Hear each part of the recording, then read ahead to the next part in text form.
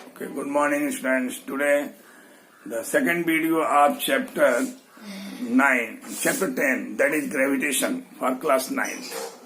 Okay, this gravitation, as I have written at the board, you can see gravitation is the gravity. Gravity means force. The force applied by earth to any body at the surface or above the surface is known as gravity of earth. That is the force. But the noun form of gravity is gravitation. The process of force applying by the earth of gravity, the gravity of earth to any object at the earth surface or above the earth surface. Okay? That is the gravitation. Gravitation, the force, see, the center of the earth is G, and at the top of earth, that is the object of mass M, and this is the radius. So in first my video, it was mentioned already, the force applied by center of gravity to the earth surface or above the earth surface, that is the gravitational force. Kepler's, the second video belongs to Kepler's law of planetary motion. Kepler has given 3 laws for the planetary motion. All planets revolve around the sun, including their satellites. I mean the satellite, the Earth having 1 natural satellite, the Mars having 3 natural satellites, as well as Jupiter having 63 satellites, and Saturn 29 satellites. All these satellites, including planets, revolve around the sun. The first law of Kepler is all planets revolve around the sun in elliptical orbit. You can see this orbit is elliptical. I mean the horizontally elongate. This circle, the path is horizontally elongate. That is the elliptical orbit, and sun being its one focus. Student, listen to me. What is the focus? The midpoint of radius of this diameter. This one, the radius, and midpoint of radius is known as focus. The first, once again, listen. The first law of Kepler is all planets revolve around the sun in elliptical orbit, and sun being its one focus. You can see here is the one focus. Another point, this may be another focus. That is one fourth of this diameter. This one also 1/4 of the diameter. And the second law, Kepler's second law, that is all planets sweep equal area in equal interval of time. You can see this video in this elliptical orbit. The planet starts, if planet starts from A and reaches to B, it takes time T. And the area from the sun to the circumference, that is the A. But this distance, the arc is longest among these two, longest arc, because it is nearer to the sun. When sun becomes nearer to the earth, then the earth revolves at fast speed, because when R decreases, then the force of gravitational force will be increased as the formula of gravitational force. As you know that F is equal to Z MEM by RE square. You can see if the sun, R decreases, here R decreases very less there, then the R square will be also less, and when you divide this GMEM is fixed value, then it will comes more. Hence the gravitational force near to the sun becomes more, and the speed of planet, that is earth, becomes faster speed. That's why it attain larger arc at this path. Okay, students?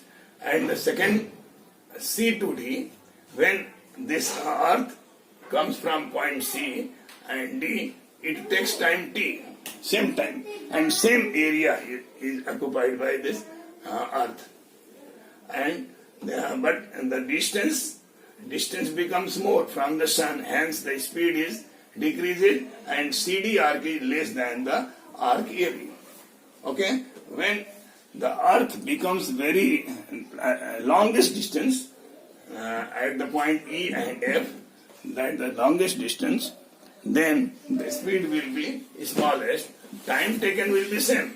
For this arc here is smallest, and the time is taken the same t, and area from this arc to sun is A. Area is constant always in equal time interval. All planets covers equal area, sweep equal area. Hence the second law is all planets sweep equal area in equal interval of time. Okay, students? And that is the second law.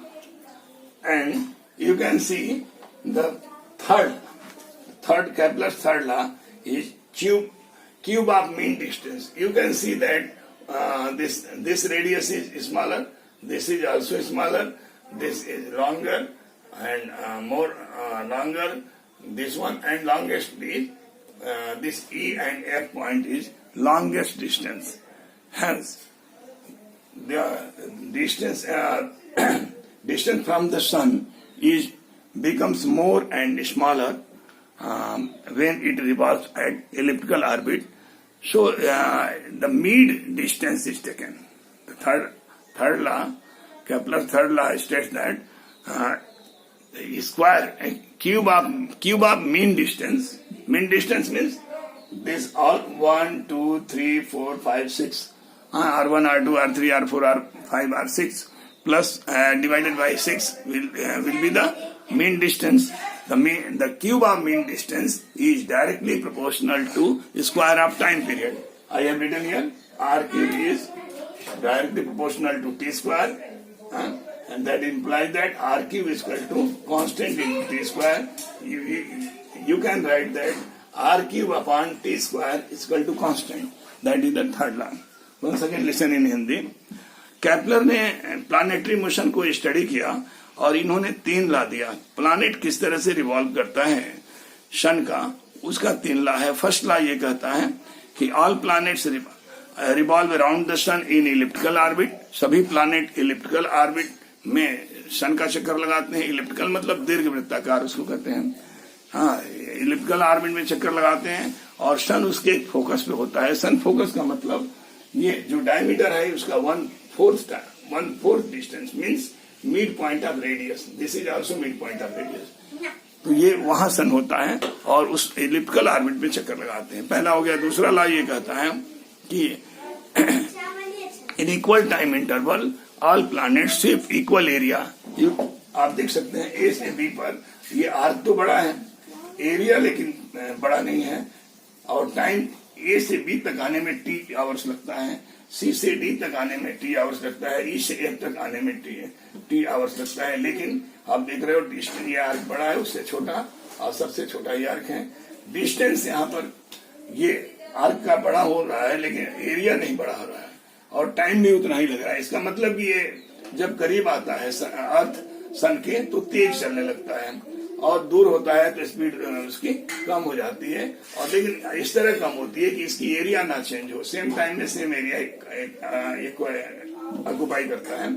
ई और F देखिए, ई और F longest distance है from the सन, इसलिए थोड़ी सी दूरी चलने पर ही ये एरिया इसके बराबर हो जाता है, इसलिए इतना ही दूरी चल पाता है। आप जानते हैं आर बढ़ने से फोर्स कम लगेगा, इसलिए थोड़ी सी दूरी कवर करता है दूर डिस्टेंस जाने पे, लेकिन टाइम उतना ही लगेगा और एरिया जो है उसका सेम होगा।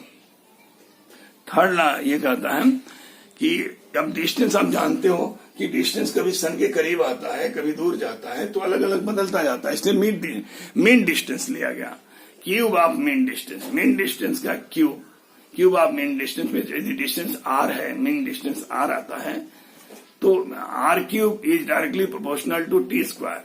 Cube of mean distance is directly proportional to square of time period.